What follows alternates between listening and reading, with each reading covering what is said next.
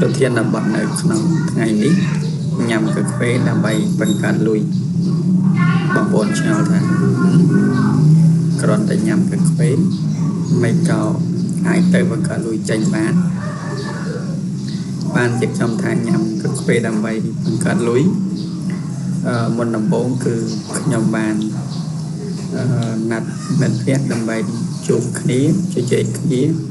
រឿងអ្វីមួយដែលយើងកំពុងតែប្រឈមដូច្នេះ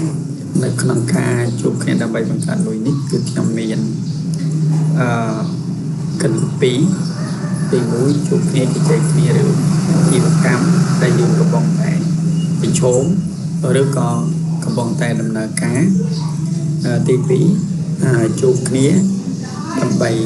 រកវិធីសាស្ត្រនៅក្នុងការរកលុយតាមអនឡាញដូចជា YouTube ដូចជា Facebook ជាដើមឬក៏ជួបគ្នាដើម្បីអំពីទីផ្សារណាមួយដែលយើងអាចរកដំណោះស្រាយចេញបាន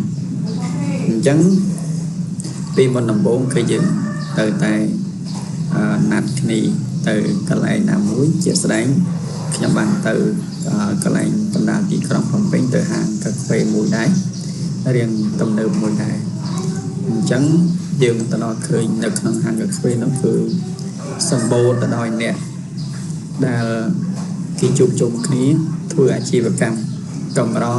ដែលជួបជុំគ្នាដើម្បីទៅគ្រាន់តែហូបកាហ្វេហើយនិយាយលេងសើចដូចនៅខ្ញុំនៅតាមបណ្ដាខេត្តខ្ញុំឃើញហាងកាហ្វេមួយចំនួន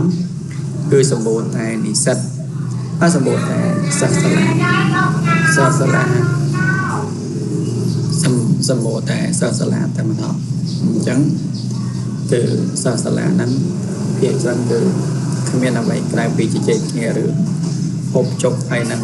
និយាយអ្វីប្រេះប្រាស់ទេប៉ុន្តែជាក់ស្ដែងនៅក្នុងហាងនេះខ្ញុំទៅពេលទៅនេះគឺសម្បូរទៅដោយអ្នកជជែកគ្នារឿងអាជីវកម្មច្រើនទេពិតជាហាងនេះគឺល្អហើយកន្លែងនេះគឺធំទូលាយណាស់ហើយបន្តមកទៀតគឺពួកយើងក៏ទៅទិញកាហ្វេយកមកញ៉ាំធម្មតាហើយសូតុបគ្នាហើយសុខតើកិច្ចការងារឬក៏ធ្វើការនៅរាល់ថ្ងៃគឺមានបញ្ហាអ្វីខ្លះដែលកំពុងតែប្រឈមអញ្ចឹងយើងក៏ថាបញ្ហាវារលូនខ្លះមិនរលូនខ្លះហើយវាប្រឈមបញ្ហាចេះមួយចោះមួយអញ្ចឹងគឺយើងជជែកគ្នាពីរឿងហ្នឹងហើយបន្ទាប់មកក៏យើងមានវិធីសាស្ត្រកើតថាផ្ដល់ជាគំនិតថាតើយើងគួរតែប្រើនីតិវិធីយ៉ាងម៉េចឬក៏ប្រើយុទ្ធសាស្ត្រផែនការនៅក្នុងការកំណត់យ៉ាងម៉េចដើម្បីឲ្យអាជីវកម្មដែលយើងកំពុងតែធ្វើនេះមានដំណើរការល្អដូច្នេះខ្ញុំនិយាយអំពីប្រភេទនៅក្នុងបែបនេះគឺជាអ្វីដែលយើងកំពុងតែប្រឈមហើយអ្វីដែលយើងកំពុងតែដំណើរការអញ្ចឹងប្រសិនបើបងប្អូនជជែកជួបគ្នាដូចខ្ញុំបងប្អូនជជែកអំពីរឿងបញ្ហាដែលប្រឈមដើម្បីជួយដោះស្រាយគ្នាពេលដែលយើងជួបបញ្ហាគេធ្លាប់ជួបបញ្ហាពីមុនតែយើងទៅជួបប៉ុន្តែគេជួបរួចហើយគេឥឡូវនេះគេអាចដោះស្រាយចេញបានគេនឹងប្រាប់យើងថាយើងគួរតែធ្វើតាមនីតិវិធីនេះធ្វើតាមយុទ្ធសាស្ត្រនេះធ្វើតាមផែនការនេះដើម្បីទទួលបានជោគជ័យជាក់ស្ដែងដូចគាត់មកយើងទៅអញ្ចឹងគេទទួលបានផលវិជ្ជមានពីគាត់ច្រើនហើយគាត់ណែនាំពីសក្តានុពលនៃការធ្វើទីផ្សារនៅក្នុងពេលបច្ចុប្បន្ននេះហើយយើងដឹងពីផែនការស៊ីជម្រៅរបស់នៅក្នុងក្រុមហ៊ុននៅពេលបច្ចុប្បន្នយើងដឹងពីហើយយើងគួរតែអនុវត្តយ៉ាងម៉េចប្រើយុទ្ធសាស្ត្រយ៉ាងម៉េចបន្ទាប់ពីយើងបានទទួលផលវិជ្ជមានអំពីពួកគាត់ពេលដែលយើងបានផលប៉ុណ្ណឹងហើយបន្ទាប់ពីមកដល់វិញគឺយើងចាប់ផ្ដើម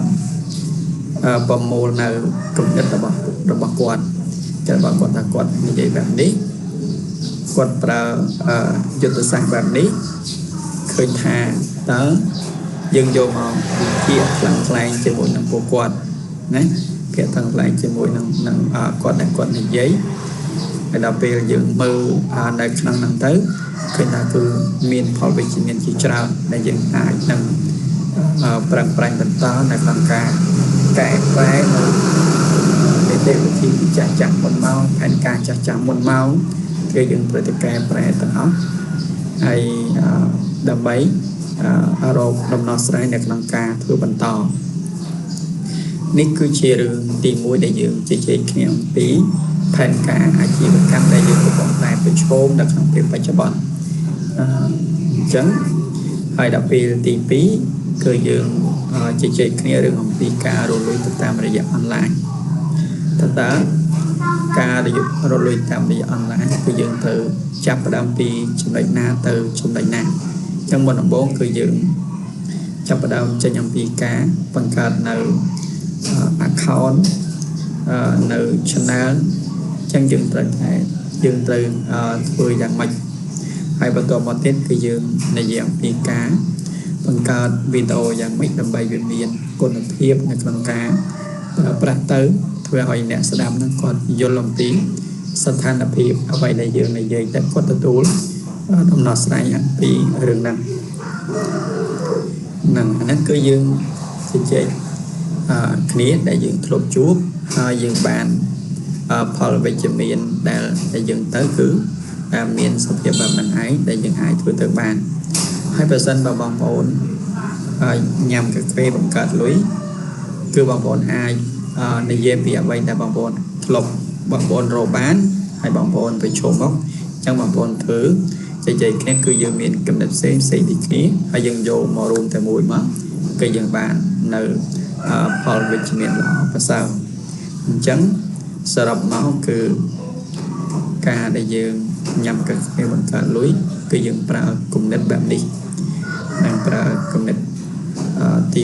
1យើងយកបញ្ហាដែលយើងកំពុងតែប្រឈមបញ្ហាប្រឈមគឺអ្វីគឺអាជីវកម្មរបស់យើងគឺយើងទៅជជែកមួយគាត់ជជែកមួយយើងថាតើយើងដោះស្រាយយ៉ាងណាទី2តើបងប្អូនគឺចង់រកវិធីសាស្ត្រអ្វីរកគំនិតអ្វីដើម្បីកុំឲ្យវានៅជោគជ័យអញ្ចឹងខ្ញុំមានតែប៉ុណ្ណឹងសូមអរគុណសូមជម្រាបលា